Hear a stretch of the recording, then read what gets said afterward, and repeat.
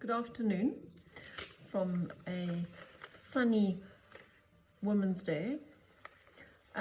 Today I wanted to talk to you about fats because there's such a thing as essential fatty acids, and those are the important fats. And I had a conversation with somebody in the last couple of weeks about not getting enough fat, and I think a few of us do that.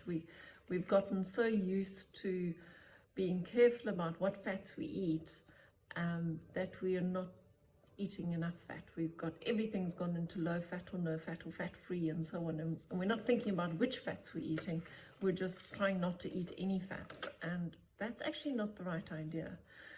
So if you read the list, just listen to this: dry skin, lifeless hair, cracked nails, fatigue, depression, dry eyes, lack of motivation, aching joints, forgetfulness, breast pain, and even difficulty losing weight.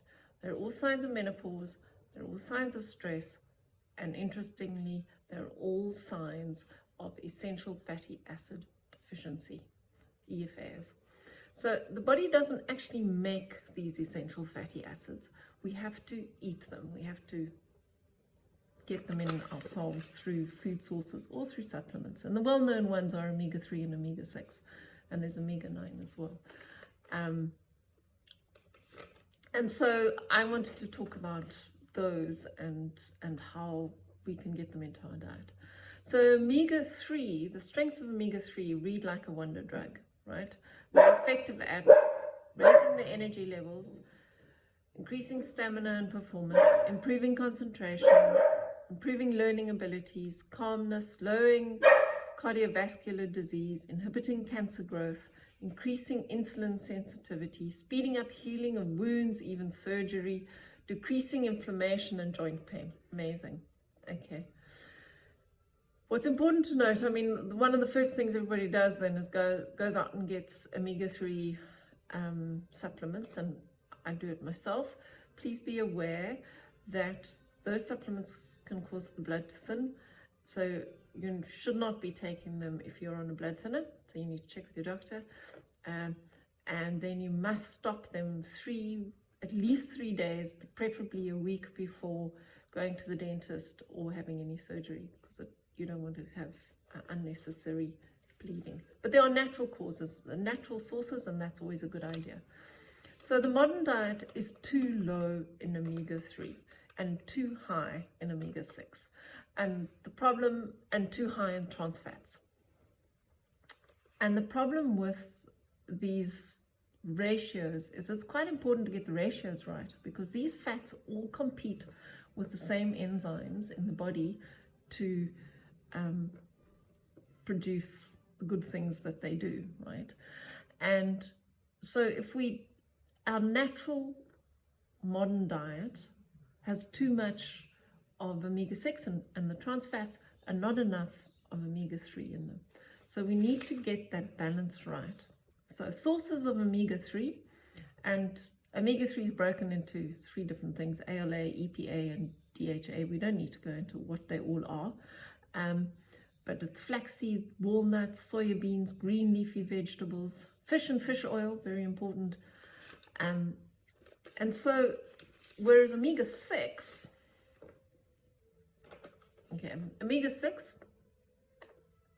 are things like sunflower oil, canola, peanut oil, and so on, evening primrose oil, which we all know about. But again, it's broken into 3 different kinds.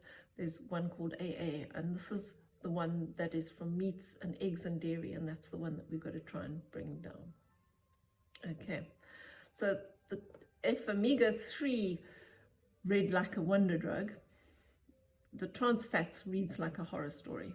Cardiovascular disease, breast cancer, increases breast cancer and colon cancer, diabetes, obesity, allergy, and according to the one study that I read, as far as they're concerned, trans fats should be at 0.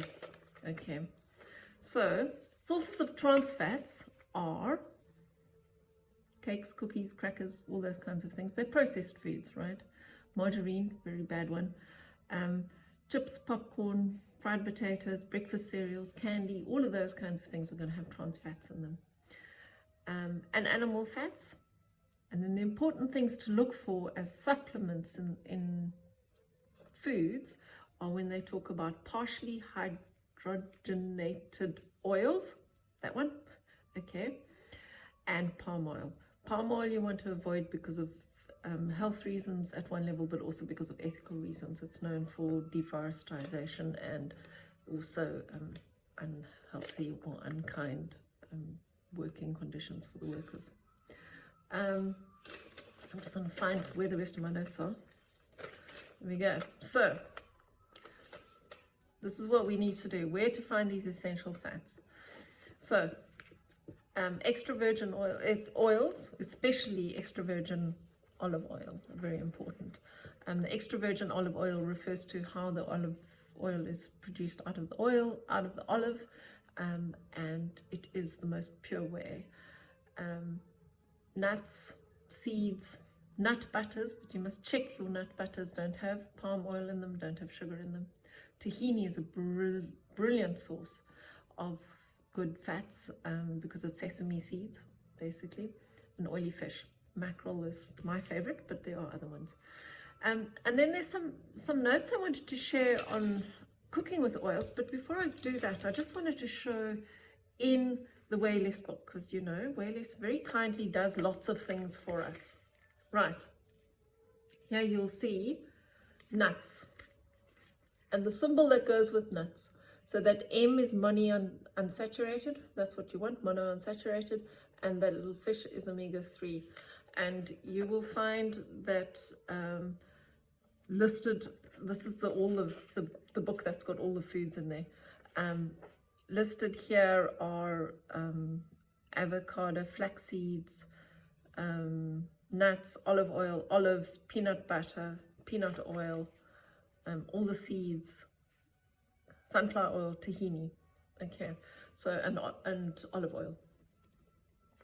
So those are all important things to look for. And then I just wanted to show you, because of course in Wayless, fish is a protein and not an oil. And if I find the fish, I will find one. Mackerel, as I said, my favorite. Mackerel, you'll see, has a whole bunch of symbols next to it, but importantly, it has that one, which is the omega-3 symbol. I'm hoping showing you these symbols is making it easier for you to understand how to work with the book as well.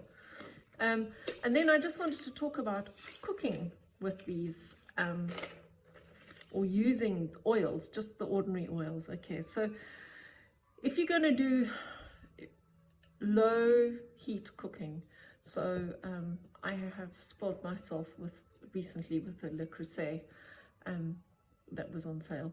And the nice thing with Le Creuset is because it's cast iron, you cook really slowly for longer times, and the flavors are richer in my opinion.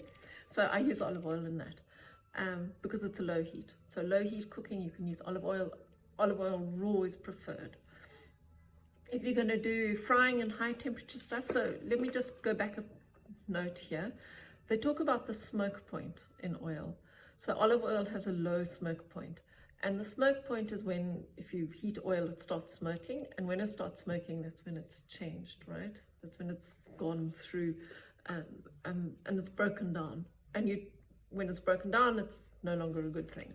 Okay, so frying at high temperatures, you can use canola. But remember, with frying foods, you must only use oil once, because once you've fried it up and you've heated all that oil, it's going to convert and it's going to become a bad fat. Flaxseed you can only use cold and raw. Use it in cold dishes, keep it in the fridge, keep it in the dark, it doesn't like light either. Avocado oil, I didn't know this is good for baking because it's neutral. I didn't know that. I'm going to try that.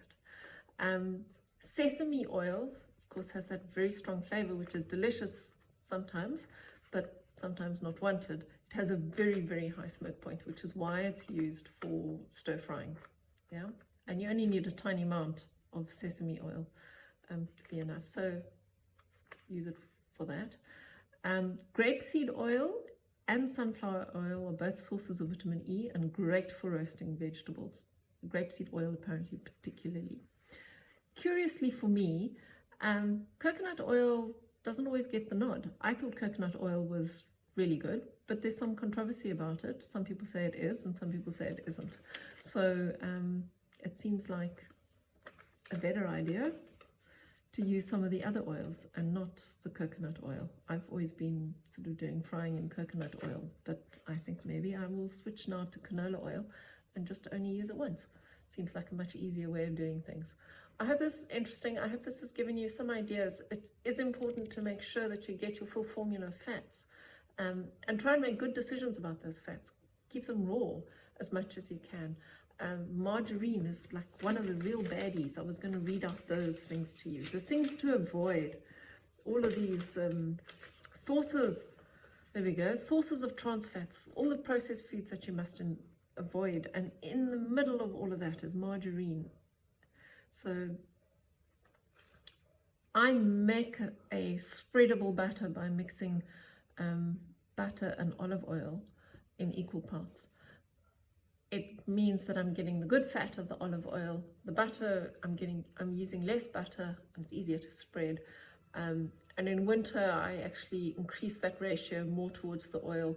And in summer, I bring it back down again because it's all about, you know, how hard the butter will get or how hard it'll stay when it comes out in the heat.